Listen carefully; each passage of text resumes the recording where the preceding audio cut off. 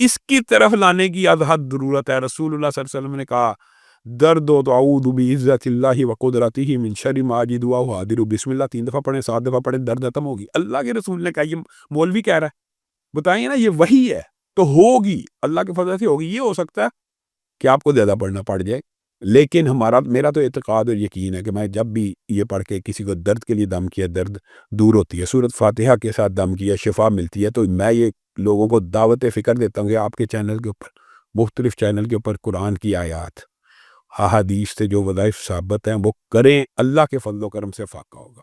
مگر لوگ جاتے نہیں نا اس طرف، وہ کرنا نہیں چاہتے. بات یہ ہے ڈسپلین کھانا آسان ہے، 7 دفعہ سورۃ فاتحہ پڑھنا مشکل ہے، 41 مرتبہ مشکل، بہت مشکل تو نہیں ہے. جو لوگ اس کام میں پڑ جائیں پھر وہ وہی پڑھتے ہیں. اچھا دوسری بات یہ ہے ثواب بھی مل رہا ہے.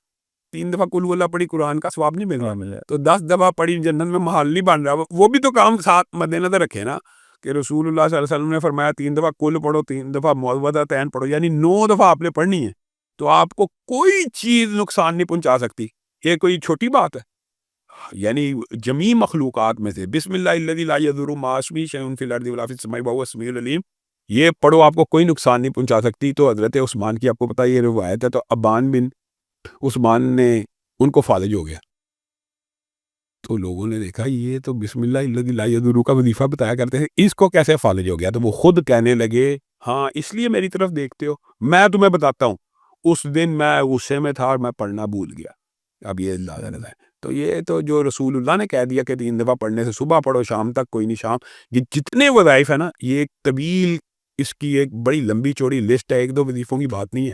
اللہ کے فضل و کرم سے ہر بیماری کا قرآن اور سنت میں بھی وظیفہ موجود ہے. اگر انسان اس کو اختیار کرے گا تو مل جائے گا. دیکھیں میڈیسن میں بھی تو ہر بیماری کا علاج دریافت نہیں ہوا، لیکن کچھ کا ہو گیا کہ اس خوراک سے، اس کیمیکل سے، اس کا تو یار اللہ کے بندے، اللہ کے کلام میں بھی تو بیماریوں کی شفا ہو سکتی ہے. اللہ تعالیٰ کہہ رہا ہے وَنُنَزِّلُ مِنَ الْقُرْآنِ مَا هُوَ شِفَاءٌ. لوگوں کو یہ، لیکن آپ نے اور میں نے تبلیغ کرنی، یا اس آپ کے ذریعے بھی اور آپ نے بھی، کہ اللہ کے بندے پڑھنے سے ملنی ہے، لٹکانے سے نہیں ملنی. نہ دم لٹکانے سے شفا ملتی ہے، نہ شہد لٹکانے سے، نہ کلونجی لٹکانے سے ملتی ہے، تو کھانے سے اور ان کو پینے سے ملتی ہے. اسی طرح قرآن کو بھی لٹکانے سے نہیں ملنی، پڑھنے سے مل جانی. اب کچھ لوگ ہوتے ہیں اس میں مطلب ان کا یہ ہے کہ ہم وظیفے پڑھ کے تھک گئے، ہم نے وظیفے کر کے تھک گئے ہیں، دعائیں ہماری قبول نہیں ہوتی. یہ جو جملہ ہے نا، یہ حمید بھائی، یہ رسول اللہ کے دور میں بھی تھا. رسول اللہ نے کہا ہر بندے کی دعا قبول ہوتی ہے مگر اس کی جس نے جلد بازی کی. کہا کس نے جلد بازی کی؟ کہا وہ جس نے کہا میری قبول نہیں ہوتی، میری اللہ نہیں سنتا. اب مجھے ایک بات بتائیں، ایک بندہ کہ میری اللہ نہیں سنتا، تو اس کی کس نے سننی ہے؟ پھر بتائیں. یہ تو عقیدے کی کمزوری ہے نا. اللہ ہی نہیں سنتا، یہ اللہ نے ہی نہیں سننی تو پھر سننی کس نے ہے؟ یہ تو اس کو اپنے عقیدے کی اثر نو اصلاح کی ضرورت ہے.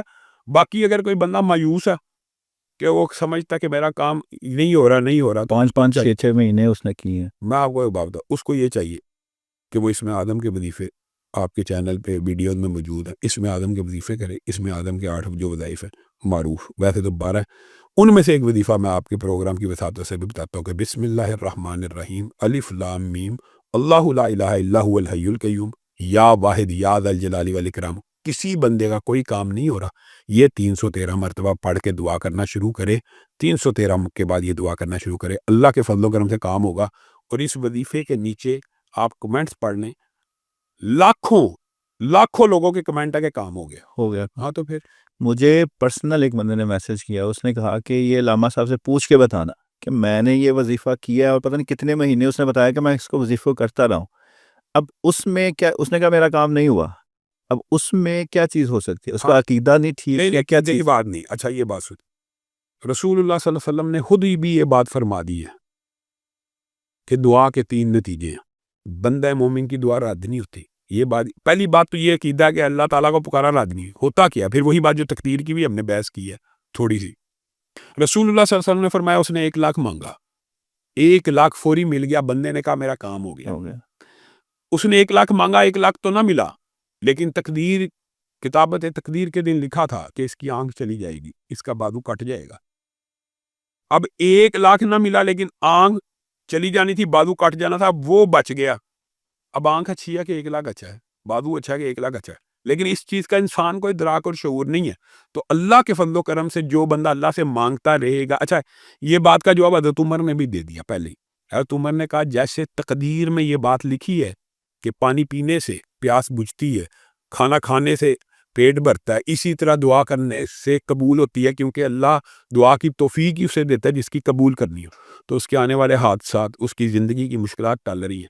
اور اگر یہ دو نتیجے نہ ہوں تو رسول اللہ نے فرمایا کل قیامت کا دن ہوگا جس وقت انسان ایک ایک نیکی کے پیچھے بھاگ رہا ہوگا. اس دن نیکیوں کے پہاڑ انسان کے سامنے لائے جائیں گے. وہ کہے گا اللہ یہ کیا، یہ تو میں نے کی نہیں. تو رب تعالیٰ فرمائیں گے کہ یہ وہ تیری دعائیں ہیں جو زندگی میں قبول نہ کی، اس لیے رکھی ہوئی تھی تاکہ تو جہنم سے بچ جائے. اس وقت انسان کہے گا کاش میری زندگی میں ایک دعا بھی قبول نہ ہوئی ہوتی. تو اصل کامیابی تو ارب سال کی زندگی ہے. تو یہ عقیدے سے دعا کریں، اللہ کے فضل و رحمت سے کام